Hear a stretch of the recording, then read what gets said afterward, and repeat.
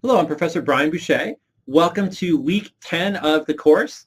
What we're going to do this week is go through a detailed, systematic financial statement analysis of a company's financial statement.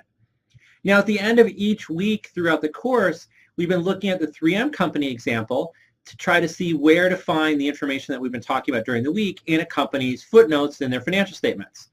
What we're going to do this week is talk about all the other information that you can pull out of a financial statement in order to do a higher level or bigger picture financial statement analysis. And so we've got a lot to get to this week, so let's get started. Before we dive in and start analyzing the financial statement, it's good to first talk about what our objectives are in looking through the financial statements. So first thing we're trying to do is evaluate a company's past performance.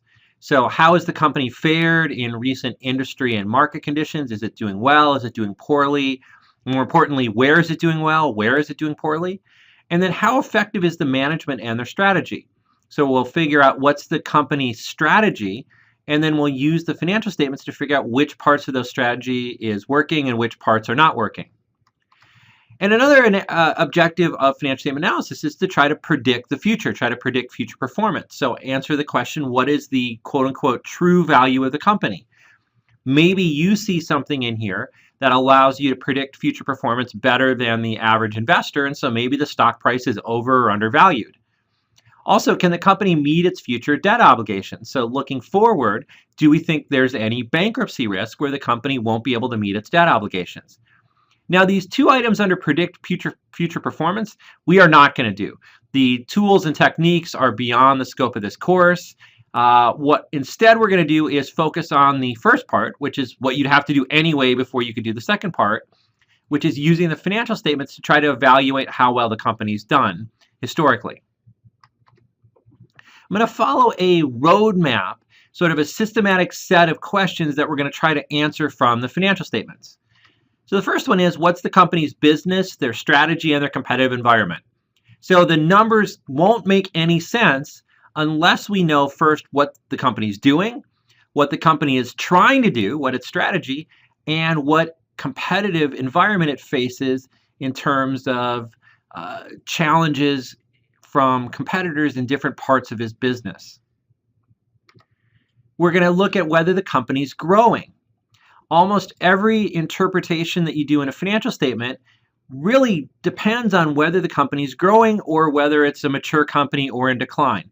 So a certain ratio or a certain performance number might be good news if you're growing and bad news if you're in decline, or vice versa. So before we dive in too far, we have to get a sense for the company's growth. Then the heart of this is, what was the company's performance this year? We'll look at a bunch of different metrics to see where the company performed well, where it performed poorly, and try to get a sense of all the different parts of the business that are doing well or not doing well.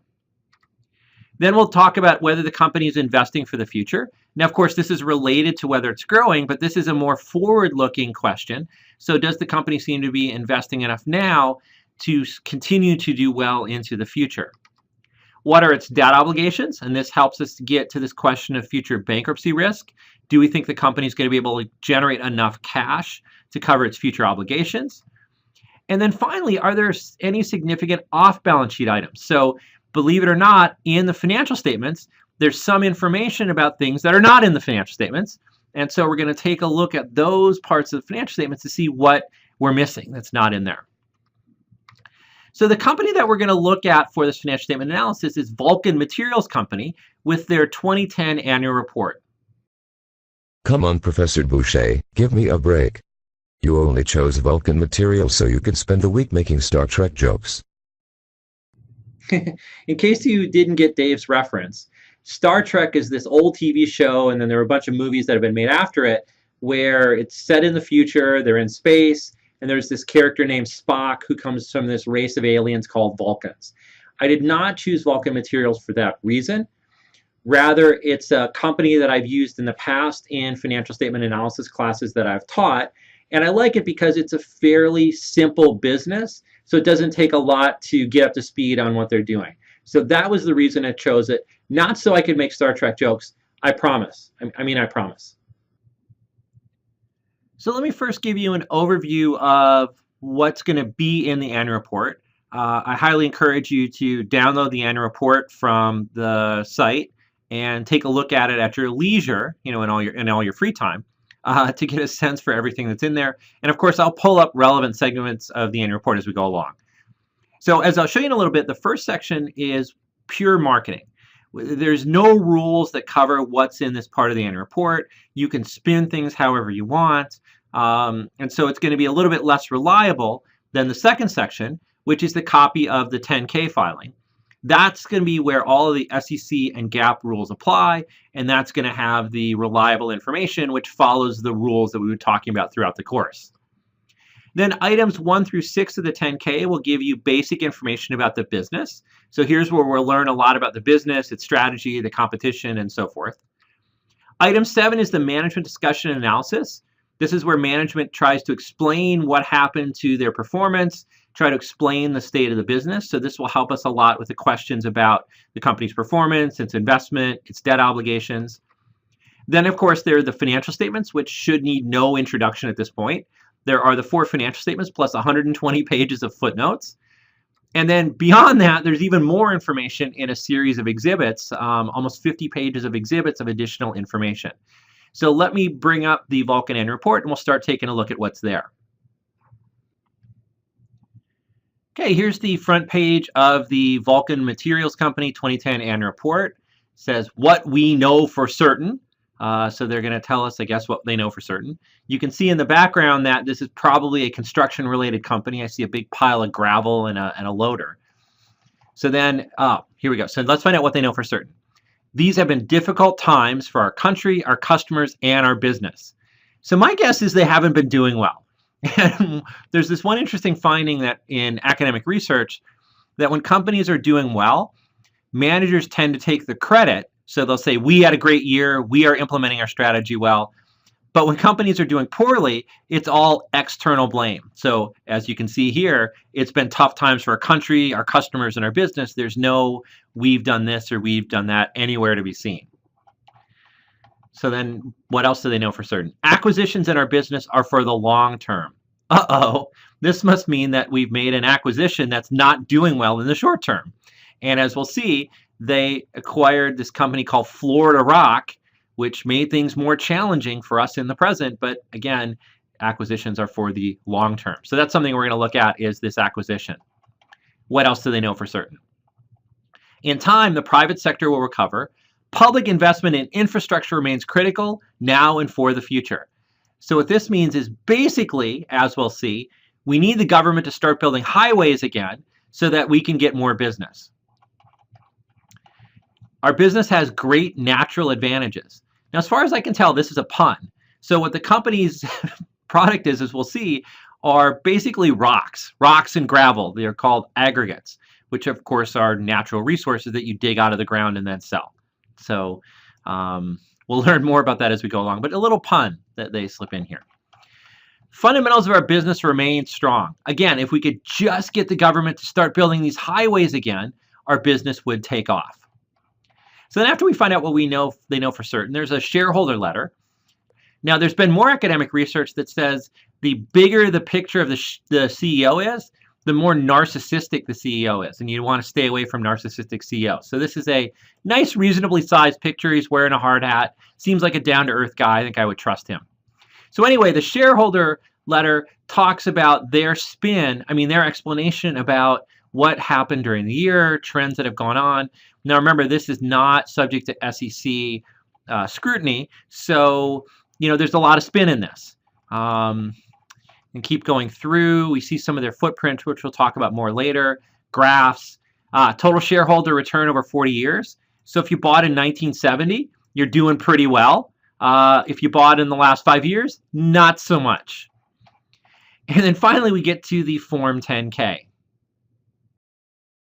Are you going to spend the whole video making fun of this poor company's annual report? Or are we going to actually look at some numbers? Sorry, I didn't mean to pick on this poor company. We will eventually look at some numbers, but not much in this video. Really what we're going to try to do in this video is get a good handle on the company's business and its strategy so that we have a context for understanding the numbers that we're going to see in subsequent videos. So I'm going to take your comment as, let's move on. Okay, so yeah, getting back to the roadmap, the first thing we're going to look at is the company's business strategy and competitive environment. So we want to find out about their business segments, and in a second I'll show you in the report that it's pretty much all construction materials. It's the only segment that they're selling to. And their product lines are aggregates, concrete, asphalt, and cement. So let me flip over to the report and we can take a look at where this comes from. Okay, so this is item 1 of the 10K, which always tells you about the company's business. So they're the nation's largest producer of construction aggregates. What an aggregate is, it's a mixture of crushed stone, sand, and gravel. So basically you take this mixture of stone, sand, and gravel, you mix it with cement to make concrete, to build concrete buildings. You mix it with petroleum products to make asphalt, which is what we use to pave highways, roads, airplane tarmacs, and so forth. If we go ahead a few pages, again, we'll come back to this stuff. Their business strategy, here's where they talk about their business segments, and it's basically all infrastructure based. So used in types of construction, so asphalt, concrete, as I talked about, builds road, tunnels, bridges, railroads, airports, hospitals, churches, I guess also synagogues and mosques, shopping centers and factories that are essential to our lives and the economy. Then below we see the 4 operating segments, which are basically their product lines. So 67% of their business are these aggregates, which are this mixture of stone, sand, and gravel. About 15% is asphalt mixture, so that's the stuff that's used to pave roads. 16% is concrete, which is used to build buildings, and then another 2% is cement. Cement is mixed with aggregates to get concrete. And then they actually have their sales, and basically what they're doing is they're selling aggregates and asphalt or concrete or cement to go along with it. So basically 96% of their sales are driven by aggregates. There's only about 4% where they're selling stuff other than aggregates. Dude, what is like Vulcan's favorite rock band? I don't know. What is it? The Rolling Stones. Done. That may be, but their favorite song is Life is a Highway. Next on our roadmap is what are the geographic locations in which the company operates, so that we can have a sense for the macroeconomic effects that the company faces in their different markets. So it turns out Vulcan is primarily located in the southern half of the United States. So let me show you where that is in the report. So here's a map of the US, and as you can see, if we draw a line, that's basically the southern part of the US. They're big in California, Texas, and Florida, which are 3 of the most highly populated states in the US. While I love your beautiful country, Professor, I can't tell the difference between Alabama and Alaska. Are these locations high growth areas? Or is this the so-called Rust Belt? Okay, so Alabama is the state with the good college football team. Alaska has polar bears. That's how you want to keep them apart. So this southern part of the U.S. is the high growth part of the country. So Vulcan is well positioned to take advantage of future growth. The Rust Belt, as you say, is up here in the north, where Vulcan doesn't have many operations, which is a good thing because the construction industry, road building, is much less active here than it is in the southern states where they operate. Next thing you want to look for are who are the company's customers. And we're going to see it's both public and private construction, and I'll show you the report where they talk about that again, or talk about that on page 7 and 10. And we're also going to look for competition, and we're going to see that there's basically 5,000 plus companies that are competitive, so it's a highly fragmented industry. So let's flip to the report and see where we can find this information.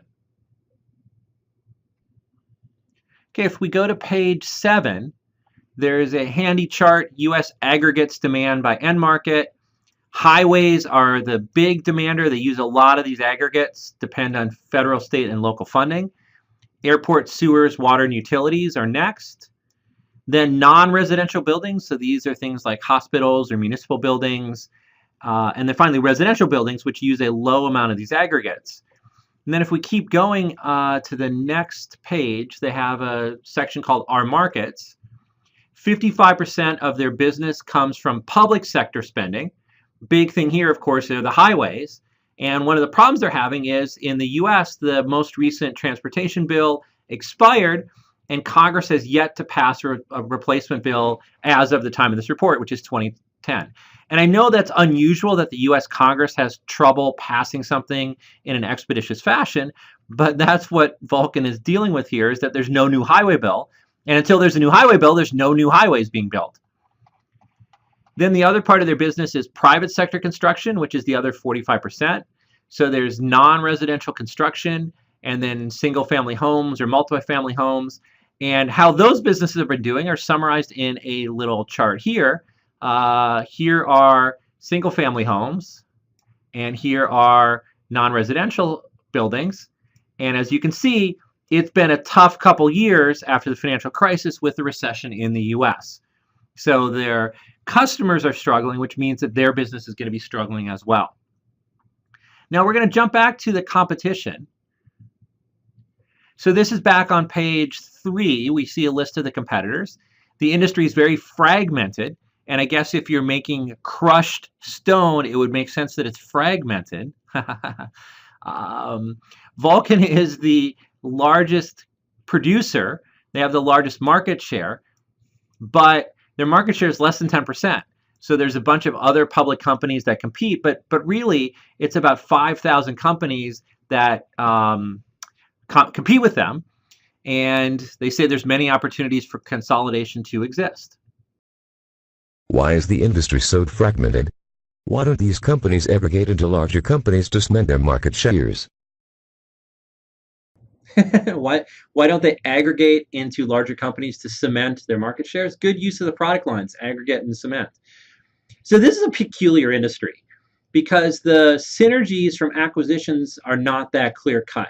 Yes, the acquisition gives you this benefit of geographic diversity, but other than that, it doesn't seem to have a lot of benefits from my point of view. It's not like you can establish a global brand so that when consumers go to the store, they ask for Vulcan brand stones. And it's not like you can set up central warehousing facilities to improve service to customers, because basically the business is get a plot of land, dig out the stones, and ship them as close as possible to the people who need them, which makes it a very local operation without much benefit for global or national synergies. And that's why the acquisition of Florida Rock is so controversial, because it's not clear cut that there's going to be benefits from it, as there often are in other companies doing acquisitions in other industries. The next thing we want to look at for Vulcan's business are what are the drivers of their success. And to summarize, it's going to be reserves of these stones, managing transportation costs, geographic diversity, and acquisitions. That's on page 4 and 5. And this big Florida Rock Industries acquisition in 2007, having that work out is a big driver of their success. So let me go to the report and show you where those are. So on page 4 and 5, they talk about these drivers of success. So a big thing is building and holding substantial reserves. Basically, I don't know if any of you have carried a bag of rocks before, but they're pretty darn heavy. And so you need to have both reserves of the rocks. I mean, rocks don't grow on trees. So you have to have places where you can dig them out of the ground and have them where they're close to the construction project because of the cost of transporting them. So a big thing for Vulcan is to basically get these pieces of land all over their footprint where there's bunches of stones they can dig up and then transport not that far to the construction project. They're trying to take advantage of being the largest producer, get economies of scale, obviously try to generate good cash flow even in a recession, which I think is a general thing that companies try to do. But in terms of their strategy, getting back to this coast-to-coast footprint, it gives them this geographic diversity. So if you have a governor in California who decides they're going to stop building highways, whereas the governor in Texas is like, let's build more freeways, tollways, whatever we can, what'll happen is you're insulated because your business will go up in Texas, even if it's struggling in California. Also, there's issues about weather. Bad weather can stop construction projects. So the geographic diversity allows them to weather a problem in one area and still get growth in another area to preserve their business. To try to do this geographic diversity, they've done a lot of acquisitions, because basically you have all these small companies that are located where the stones are. So if you want to get stones in that area, the best way to do it is just buy one of the companies. Now, one of their biggest acquisitions was Florida Rock Industries, largest acquisition in their history, which basically got them into Florida, Maryland, Virginia, and Washington, D.C., expanded them a lot into the East Coast. So the question is whether that acquisition will finally pay off and do well in terms of those markets. The final thing we're going to want to look at to get a handle on Vulcan's business are risk factors.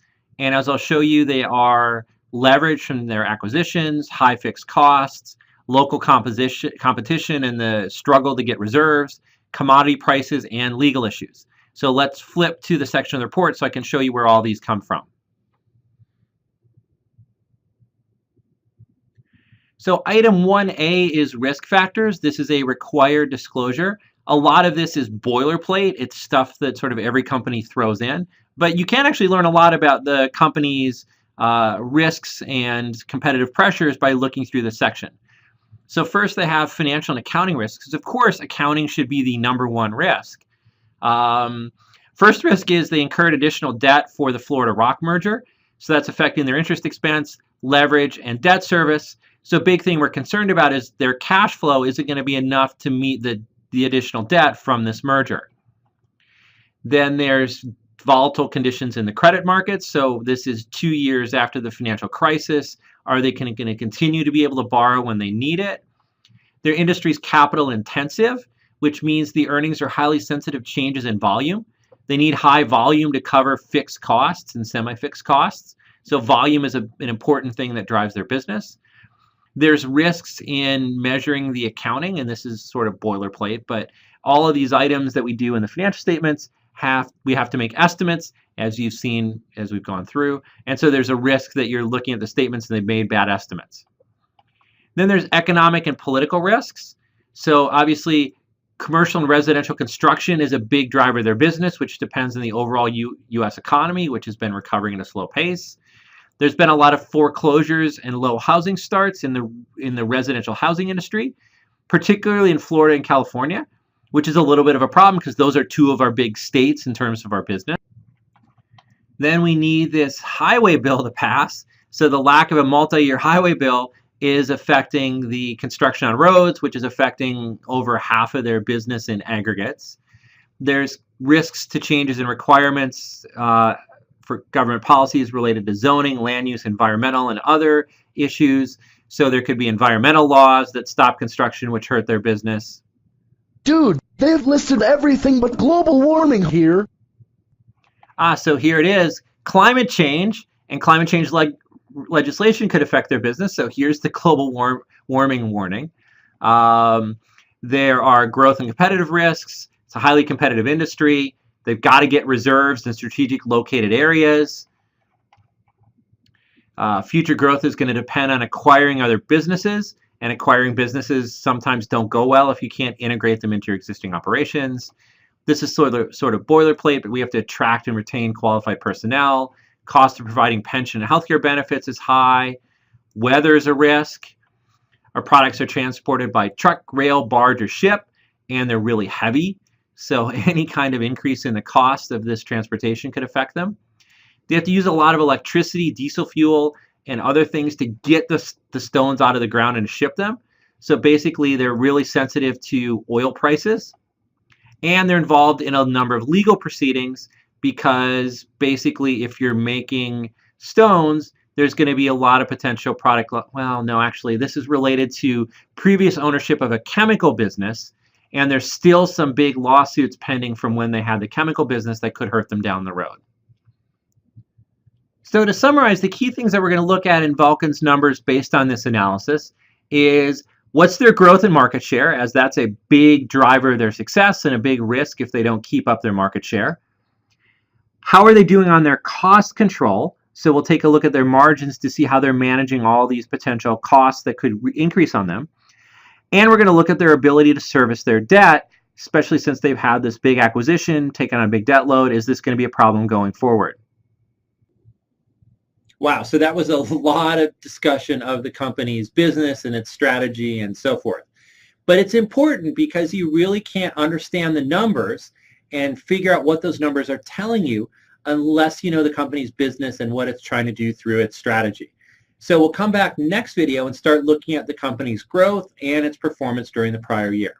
I'll see you then. See you next video.